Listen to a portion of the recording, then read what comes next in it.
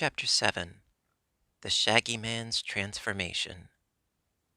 They found the houses of the town all low and square and built of bricks, neatly whitewashed inside and out. The houses were not set in rows, forming regular streets, but placed here and there in a haphazard manner, which made it puzzling for a stranger to find his way. Stupid people must have streets and numbered houses in their cities to guide them where to go, observed the gray donkey, as he walked before the visitors on his hind legs, in an awkward but comical manner. But clever donkeys know their way about without such absurd marks. Moreover, a mixed city is much prettier than one with straight streets. Dorothy did not agree with this, but she said nothing to contradict it. Presently she saw a sign on a house that read, "Madame de Fake, Hoofist," and she asked their conductor, "What's a hoofist, please?" "One who reads your fortune in your hooves," replied the gray donkey. "Oh, I see," said the little girl. "You are quite civilized here." "Duncaton," he replied, "is the center of the world's highest civilization." They came to a house where two youthful donkeys were whitewashing the wall, and Dorothy stopped a moment to watch them. They dipped the ends of their tails, which were much like paint-brushes, into a pail of whitewash, backed up against the house, and wagged their tails right and left until the whitewash was rubbed on the wall, after which they dipped these funny brushes in the pail again and repeated the performance. "That must be fun," said Button-Bright. "No, it's work," replied the old donkey. "But we make our youngsters do all the whitewashing to keep them out of mischief." "Don't they go to school?" asked Dorothy. "All donkeys are born wise," was the reply. "So the only school we need is the school of experience. Books are only fit for those who know nothing, and so are obliged to learn things from other people. In other words, the more stupid one is, the more he thinks he knows," observed the Shaggy Man. The gray donkey paid no attention to this speech because he had just stopped before a house which had painted over the doorway a pair of hooves with a donkey tail between them and a rude crown and scepter above. "I'll see if His Magnificent Majesty King Kickabray is at home," said he. He lifted his head and called, "Wee-haw, wee-haw, wee-haw," 3 times in a shocking voice, turning about and kicking with his heels against the panel of the door. For a time there was no reply. Then the door opened far enough to permit a donkey's head to stick out and look at them. It was a white head, with big, awful ears and round, solemn eyes. "Have the foxes gone?" it asked in a trembling voice. "They haven't been here, most stupendous Majesty," replied the gray one. "The new arrivals prove to be travelers of distinction." "Oh," said the king in a relieved tone of voice. "Let them come in." He opened the door wide, and the party marched into a big room which, Dorothy thought, looked quite unlike a king's palace. There were mats of woven grasses on the floor, and the place was clean and neat, but His Majesty had no other furniture at all, perhaps because he didn't need it. He squatted down in the center of the room, and a little brown donkey ran and brought a big gold crown, which it placed on the monarch's head, and a golden staff with a jeweled ball at the end of it, which the king held between his front hoofs as he sat upright. "Now then," said His Majesty, waving his long ears gently to and fro, "tell me why you are here, and what you expect me to do for you." He eyed Button-Bright rather sharply, as if afraid of the little boy's queer head, though it was the Shaggy Man who undertook to reply. "Most noble and supreme ruler of Duncaton," he said, trying not to laugh in the solemn king's face, "we are strangers traveling through your dominions, and have entered your magnificent city because the road led through it, and there was no way to go around. All we desire is to pay our respects to your Majesty, the cleverest king in all the world, I'm sure, and then to continue on our way." This polite speech pleased the king very much indeed. It pleased him so much that it proved an unlucky speech for the Shaggy Man. Perhaps the love magnet helped to win his Majesty's affections as well as the flattery, but however this may be, the white donkey looked kindly upon the speaker and said, "Only a donkey should be able to use such fine big words, and you are too wise and admirable in all ways to be a mere man. Also, I feel that I love you as well as I do my own favored people, so I will bestow upon you the greatest gift within my power, a donkey's head." As he spoke, he waved his jeweled staff. Although the Shaggy Man cried out and tried to leap backward and escape, it proved of no use.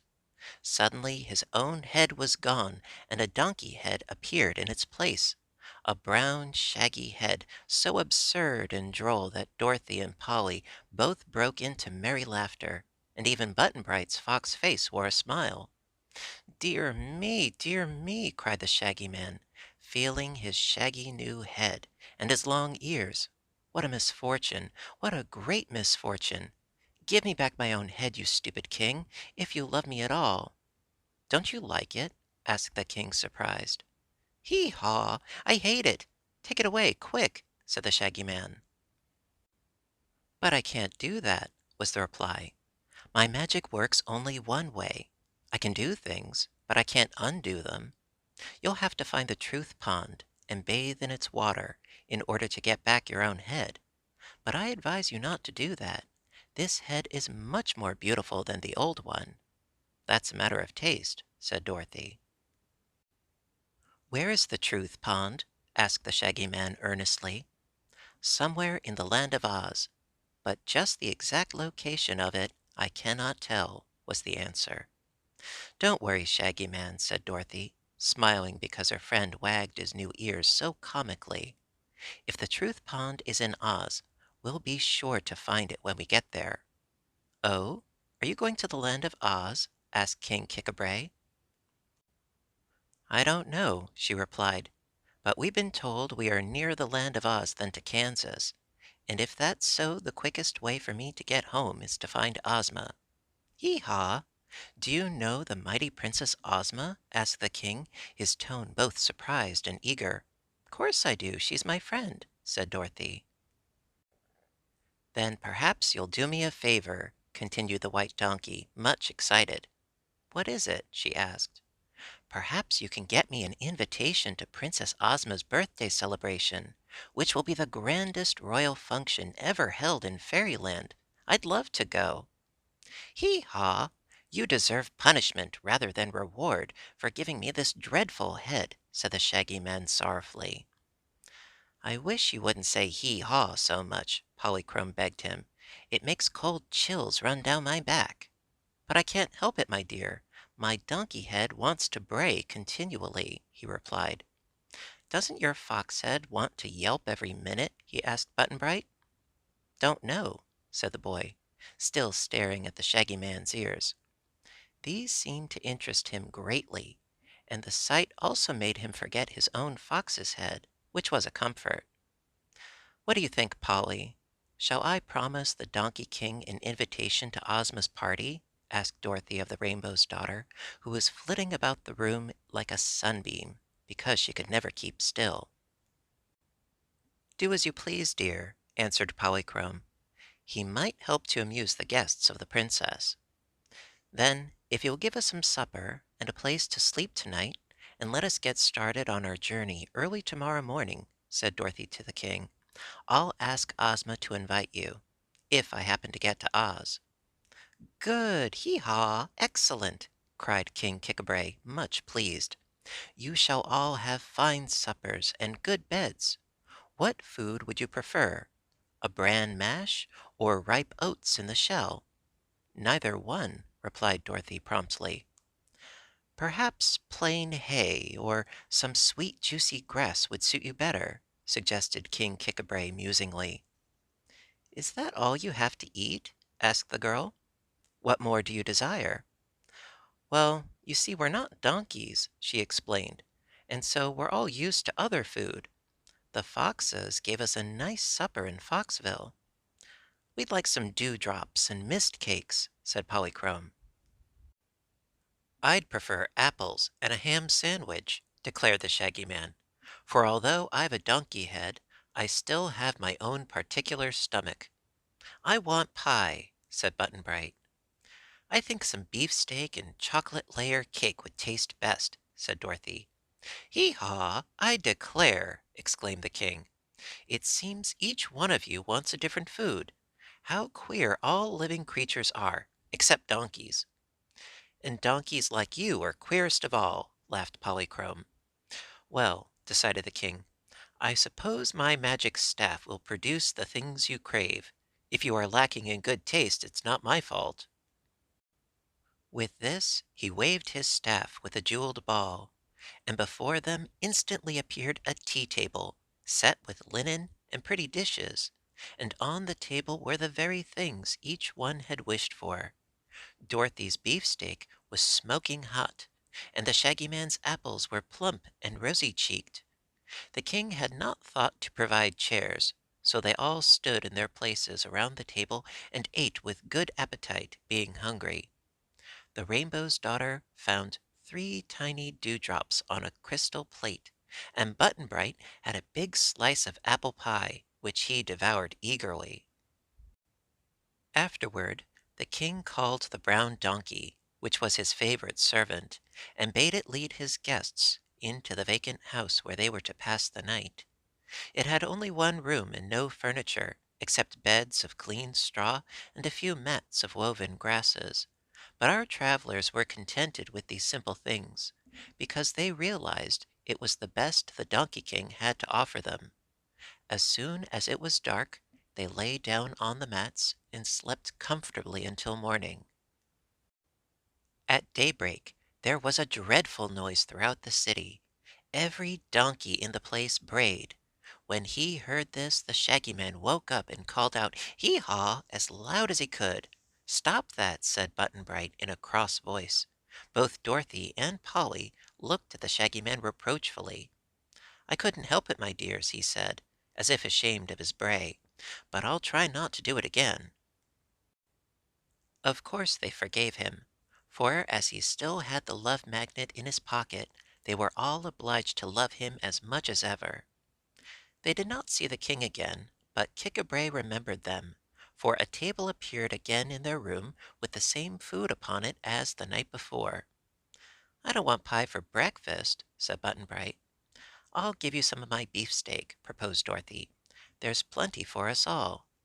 That suited the boy better, but the Shaggy Man said he was content with his apples and sandwiches, although he ended the meal by eating Button Bright's pie. Polly liked her dewdrops and mist cakes better than any other food, so they all enjoyed an excellent breakfast. Toto had the scraps left from the beefsteak, and he stood up nicely on his hind legs while Dorothy fed them to him. Breakfast ended, they passed through the village to the side opposite that by which they had entered, the brown servant donkey guiding them through the maze of scattered houses. There was the road again, leading far away into the unknown country beyond. "King Kickabray says you must not forget his invitation," said the brown donkey as they passed through the opening in the wall. "I shan't," promised Dorothy. Perhaps no one ever beheld a more strangely assorted group than the one which now walked along the road, through pretty green fields, and past groves of feathery pepper trees and fragrant mimosa.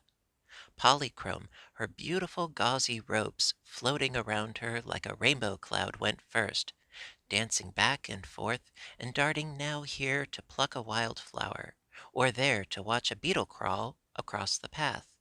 Toto ran after her at times, barking joyously the while, only to become sober again and trot along at Dorothy's heels. The little Kansas girl walked holding Button Bright's hand, clasped in her own, and the wee boy with his fox head, covered by the sailor hat, presented an odd appearance. Strangest of all, perhaps, was the Shaggy Man, with his shaggy donkey head, who shuffled along in the rear with his hands thrust deep in his pockets. None of the party was really unhappy. All were straying into an unknown land and had suffered more or less annoyance and discomfort, but they realized they were having a fairy adventure in a fairy country and were much interested in finding out what would happen next.